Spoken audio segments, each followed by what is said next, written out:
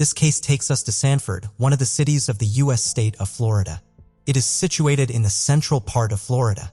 Sanford, the historic waterfront gateway city, is located near the mouth of the St. Johns River on the southern edge of Lake Monroe.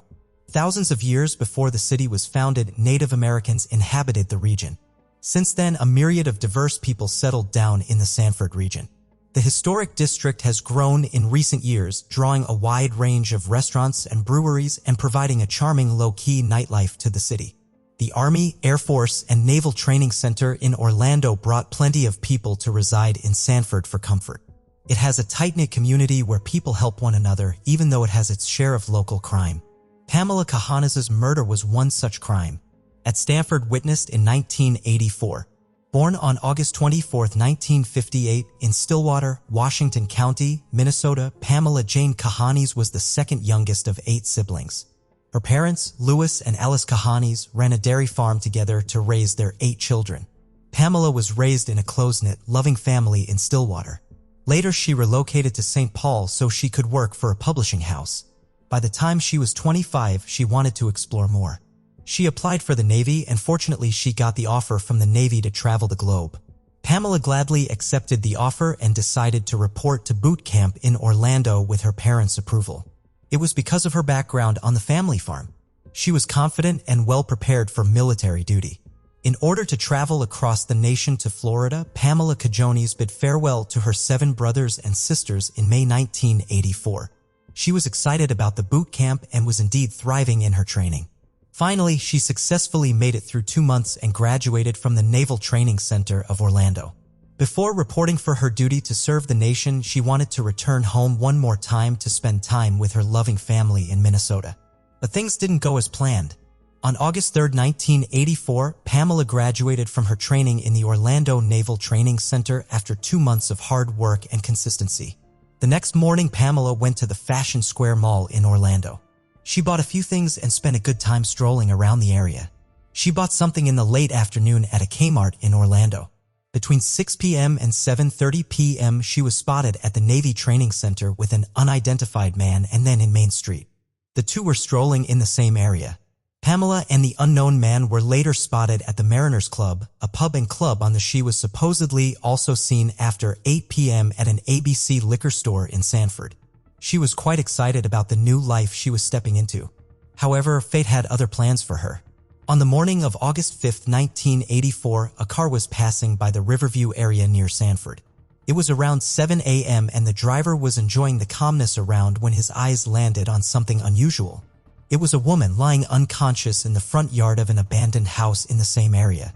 The driver stopped his car and took a closer look at the woman. It didn't take him long to understand that what he thought to be an unconscious woman laying on a lawn was actually deceased. He immediately called 911 and reported everything that he had discovered. Seminole County Police rushed to the crime scene. The police confirmed that it was the body of 25-year-old Pamela Kajones. She was found almost naked except for a pair of white underwear.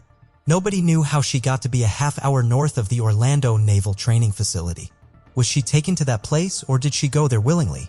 Based on the immediate physical evidence on her body, police reported that she had been beaten and strangled. They were also able to deduce that she was not killed at the location where her body was found, rather she was just dumped there from a vehicle with all of her belongings.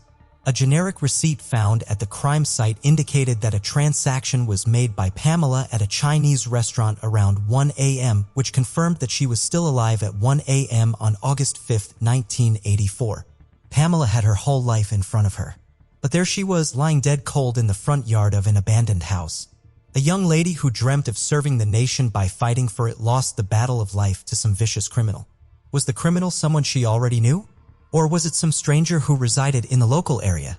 What could be the motive behind this murder? The investigation started immediately after finding her body, and the detectives firmly believed that the suspect was related to the training base. They found bloodstains on her fingernails, and it was reported in the autopsy that she tried fighting back for 8 to 10 minutes, but then the murderer overpowered her and was successful in killing her. In fact, the police also retrieved bodily fluid samples from her underwear, which police believe to be a significant piece of evidence in the case. Other than that, police were able to get a detailed timeline of her movements and places where she had been seen between August 3, 1984, the day of graduation, and August 5, 1984, the day her body was found, in case any clues could lead the investigators to the suspect. It helped investigators with two things. First, it arranged the series of events that took place before her murder in chronological order. And second, it provided them with a suspect who Pamela was hanging out with when she was last seen at Mariners Club on the night of August 4, 1984. Investigators were unable to identify her close friends because the majority of Pamela's classmates had already departed Orlando. Could not understand why somebody would want to harm her. Detectives of Seminole County, Florida, put a lot of effort into the case, but no arrests were ever made. Slowly and unfortunately due to the lack of evidence, the case went cold. However, in the late 1980s, in a demoralizing turn of events, the family received a tip that the suspect might have been captured, but it was revealed that the tip was inaccurate. One of Pamela's older siblings, Eileen Cajuns Bergman, recalled that the incident led her and her family to lose faith in the investigation. Justice seemed like a dream for the Cajuns family at that time. Investigators were as frustrated as the family, if not more. They had similar questions in their minds. How long would it take to capture the perpetrator? If the killer is still roaming around freely, how many more lives, like Pamela's, are at stake? The case was reopened in 1995 when the investigators were confident that they had access to new and better technology. They carried out forensic tests on Pamela's underwear from a new perspective. With the DNA taken from under her fingernails and the bodily fluid that was found on the forensic experts were able to create a DNA profile of the suspect. Although they did succeed in creating the DNA profile of the suspect, they did not manage to identify him. Without any constructive lead to move on, detectives were standing at the same point they started the investigation. Slowly, the case turned cold again for almost another 2 decades. The Cajones family tried to move on, but couldn't. As Pamela's death and not finding the person behind it weighed way more than they thought. It wasn't until 2018 that investigators had the technology that had the potential to provide a more constructive result. Thus, they decided to give this case another shot and try their luck again. Based on the extracted DNA and the suspect profiling performed in the 1990s, they were able to build a family tree after uploading the data of the extracted DNA to a public database and analyzing the matches. This led them to 59-year-old Thomas Lewis Garner, who was a dental hygienist practicing in Jacksonville in 2018. Born on January 16, 1960, Thomas Lewis Garner grew up in Glenwood, Alabama, USA. In his long career, he had the phase of serving the nation when he joined the military and training centers of the naval recruitment facilities. In 1984, he was training at Orlando Naval Training Center.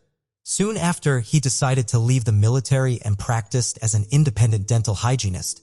In February 2019, a surveillance team watching Gardner observed him throwing out a bag of garbage at his Jacksonville residence.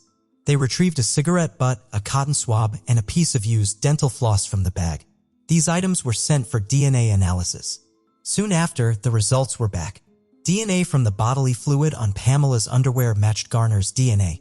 The Seminole County Sheriff's Department detective texted the Cajones family on Sunday, March 10, 2019, to set up a face-to-face meeting in Minnesota, where 5 of the siblings still resided. The family was expecting an informal meeting that would include some case updates, as the detectives had not explained the reasons before the meeting. The siblings gathered at Bugman's home, and 4 days later, on March 14, 2019, Thursday morning, it was the time for the meeting. When the investigators entered the room and announced that she wanted to show them a video, the siblings were sure it was some update on the case of their deceased sister. The footage showed Thomas being taken into custody on March 13, 2019, 1 day before the meeting. Thomas Gardner was unknown to the Cajuns family. However, his existence now was a constant reminder to them that he was the one who took away the life of their loving sister Pam. Eileen recalled the moment investigators informed them about the arrest. She remarked that the siblings never really knew that the case would be solved, so once they were informed about the arrest, they were overjoyed and overwhelmed with a sense of relief. It was after the Cajones family was informed the news of the arrest was made public. Remarked that the man probably thought he was getting away with murder. Investigators were now able to retrieve information about his background, which suggested that Thomas was stationed at the Naval Training Facility in Orlando at the same time as Pamela Cajones. After his arrest, he denied knowing Pamela in person and remarked that he did not understand how he was charged with her murder. Thomas additionally turned up as a potential DNA match in a Honolulu homicide from September 1982. An Atlanta-based employee of Delta Airlines named Kathy Hicks vanished while traveling to Hawaii. Thomas's DNA, according to authorities, matched evidence found at the spot where Kathy Hicks' body was found on a grassy slope along now a new poly drive close to a ravine. According to reports, Kathy was beaten to death and strangled, just like Pamela. The detectives even found out that he was in Honolulu when Kathy was visiting a softball tournament with her Delta Airlines co-workers and later turned up dead. Thomas Lewis Garner was not charged with killing Kathy Hicks because the case's evidence had not yet been thoroughly examined. He was taken up for his trial at the Seminole County Courthouse as the 4-day trial commenced. Pamela's family assembled to seek justice for their beloved Pam. During the trial, Anna Valentini, assistant state attorney, said in a statement that for the sake of defending her nation, Pamela Cajans joined the Navy. Instead, she was forced to defend herself against Thomas Garner for more than 8 minutes before succumbing to his attacks. Thomas maintained his innocence throughout his trial, admitting that he was pretty promiscuous at the time, but denying that he killed her. He also stated that if he had a casual fling with Pamela, he probably wouldn't remember.